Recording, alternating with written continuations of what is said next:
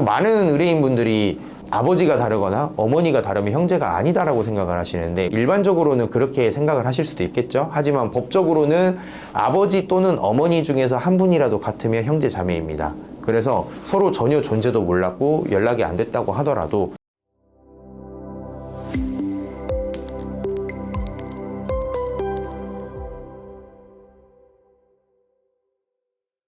안녕하세요. 상속채무해결사 법무법인 더 스마트의 허한욱 변호사입니다. 자, 요즘에 이제 무용고 처리되는 또 고독사 하시는 분들이 많다, 이런 기사들이 나오더라고요. 최근에도 제가 다른 영상에서 노인분들 고독사 하셔서 무용고 처리되는 경우 소개를 해드린 사례가 있었습니다. 또 반대로 요즘에 젊으신 분들도 청년 1인 가구도 고독사 한다든지 이제 무용고 처리되는 경우가 점점 늘고 있는 것 같아요. 그래서 이럴 때 또 상속인 분들이 오해하시거나 또 어려워하시는 지점들이 있거든요. 오늘은 또 그런 사례를 소개를 드리면서 말씀을 나눠보도록 하겠습니다.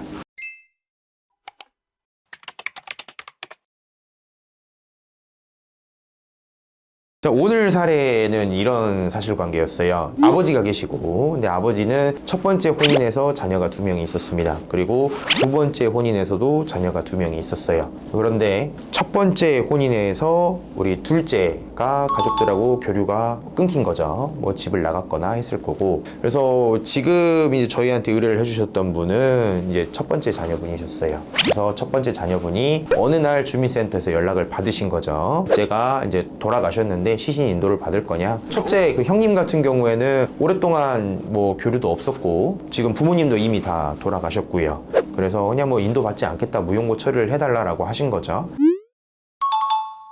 자, 이랬을 때 과연 상속 문제는 어떻게 되는가? 자, 흔히들 오해하시는 게 무용고 처리를 했기 때문에, 그리고 나는 내가 뭐 그 사람의 자녀도 아니고 부모도 아닌데 나는 상속인이 아니겠지, 상속하고는 관계가 없겠지, 이렇게 많이 또 오해하시는 분들이 있는데 아닙니다. 일단은 첫 번째로 상속 순위가 민법에 따라서 돌아가신 분의 배우자나 자녀, 그 다음에 뭐 부모, 형제자매, 삼촌, 사촌, 이런 순서로 상속 순위가 넘어간다고 제가 말씀드리잖아요. 그래서 지금 이 상황에서 돌아가신 분이, 동생분이 배우자나 자녀도 없고 부모님도 이미 다 돌아가셨다, 뭐 할아버지, 할머니, 외할아버지, 외할머니 이미 다 돌아가셨어요. 그렇기 때문에 직계, 비속, 존속 배우자가 다 없습니다. 그러면 형제 자매가 3순위 상속인으로서 제일 먼저 상속인이 되는 거죠. 그래서 아버지, 어머니가 같은 사람을 우리가 형제 자매라고 합니다. 아까 제가 이분 같은 경우에는 또 어머니가 이혼하시고 아버지가 두 번째 배우자가 있었다고 했어요. 거기서 또 자녀가 2명 있었잖아요. 그럼 이분들은 형제 자매일까요, 아닐까요?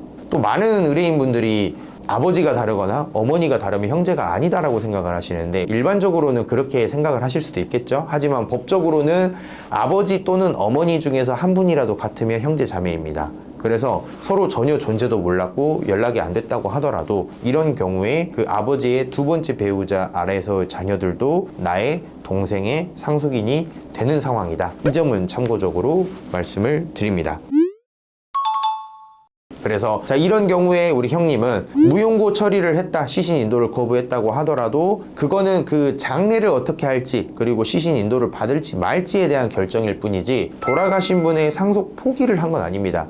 상속 포기는 우리가 민법이 정한 절차에 따라서 3개월 기간 내에 법원에다가 민법이 정하고 있는 방식에 맞게끔 상속포기 신고를 했을 때에만, 그리고 상속포기 심판을 받았을 때에만 상속포기가 되는 겁니다. 그래서 돌아가셨어요 라는 연락을 받았을 때 사망 사실을 알았잖아요. 그리고 그분의 배우자나 자녀가 없고 부모님도 다 돌아가셔서 형제 자매인 나한테 연락을 해줬다라는 걸 알고 계신 상황이기 때문에 그 연락을 받으신 날로부터 3개월 이내에 법원에다가 상속 포기를 하셔야 됩니다. 그래서 우리가 돌아가신 분이 이제 생전에 교류가 없었기 때문에 어떤 재산이 있는지 채무가 있는지 전혀 알지 못해요. 근데 대체로는 무용고 처리되시는 분들은 채무가 많으신 경우가 많죠. 가족분들도 채무가 많을 걸 우려하시는 경우가 많습니다. 그래서 이럴 때에는 꼭 기간 내에 한정승인 상속 포기를 할 수 있도록, 설령 무용고 처리를 해서 시신 인도 거부를 했다고 하더라도 기간 내에 상속 포기 한정승인 해야 되는 거는 마찬가지다. 이 점을 꼭 기억을 해 주십시오. 그다음에 이제 많이 물어보시는 게 그럼 이때 상속 포기를 할까요? 한정 승인을 할까요? 제가 이전에 영상에서 어떤 기준으로 상속 포기 한정 승인 해야 되는지 말씀을 드렸습니다. 해당 영상도 한번 참고해 보시고요. 간략하게 말씀드리자면 첫 번째로 돌아가신 분에 대해서 상속 포기를 하게 되면 내가 상속인에서 빠지죠. 그러면 우리 형제 자매분들이 상속인에서 다 빠지면 다음 순위로 돌아가신 분과 삼촌 관계 있으신 분들이 상속인이 될 거고요. 또 상속 포기를 하면 사촌한테 넘어가죠. 이렇게 상속 포기를 할 때에는 상속 순위가 뒤로 넘어간다. 그래서 넘어가도 상관이 없는지 아니면 넘어가면 안 되는지 이걸 하나 고려를 하셔야 되겠고요. 두 번째로 돌아가신 분이 남기신 재산이 없다라면은 한정 승인을 하시더라도 채권자한테 나눠줄 게 없죠. 번거로울 게 없습니다. 반면에 돌아가신 분이 뭐 부동산이나 자동차를 남긴 게 있다라고 한다라면은 뭐 부동산과 자동차를 상속인께서 취득을 해서 현금화해서 채권자한테 배당을 해줘야 되니 그 과정에서 뭐 여러 가지 세금도 내야 될 거고요. 그런 절차를 처리하는데 시간과 비용이 들겠죠. 또는 경우에 따라서는 아무도 이 부동산이나 자동차를 살려고 하지 않는다라면 현금화가 되지 않고 내 소유로 계속 남아 있을 겁니다. 그래서 이런 것들이 내가 뭐 감수를 하겠다, 처리를 하겠다라고 하시면 한정 승인을 하셔도 되겠지만 나는 그런 과정에 관여를 하고 싶지 않습니다라고 한다라면은 상속 포기를 하셔야 되겠죠. 상속 포기든 한정 승인이든 그런 기준에 맞춰서 결정을 하시고 기간 내에 법원의 절차 진행을 하셔야 된다. 이 점을 잘 기억해 주시고요. 이때 주의하셔야 될 점 제가 항상 말씀드리죠. 자, 돌아가신 분 재산을 절대 건드리면 안 됩니다. 법원에서 한정 승인이나 상속 포기 심판을 받기 전에 돌아가신 분의 상속 재산을 처분하면 한정 승인 상속 포기가 무효가 될 수 있습니다. 혹시라도 돌아가신 분의 임대차 보증금을 돌려받는다든지 계좌에 있는 예금을 쓰시거나 출금한다든지 하면 상속 포기 한정 승인이 무효가 될 수 있습니다. 그래서 뭐 무용고 처리를 했다. 뭐 그 이후에 뭐 어떤 재산이 있습니다라고 연락을 받으셨더라도 절대 건드리지 마시고 그대로 두시면 되겠습니다.